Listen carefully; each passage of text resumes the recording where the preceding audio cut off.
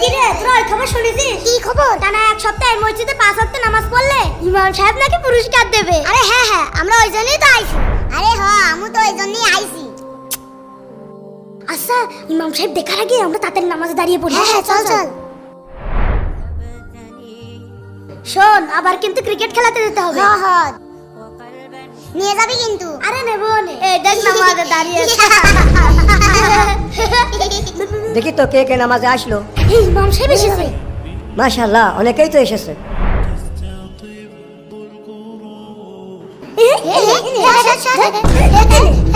আজকে কে কে আসলো দেখি। দেখি ওরা নামাজ বাদ দিয়ে এসব কি করছে। না না এগুলো মোটেও ঠিক হচ্ছে না।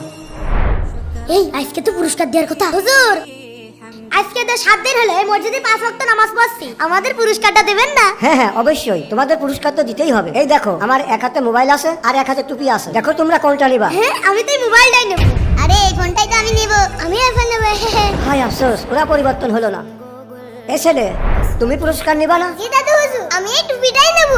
আলহামদুলিল্লাহ একজন তো পরিবর্তনে আসলো। দেখি তো টুপিটা।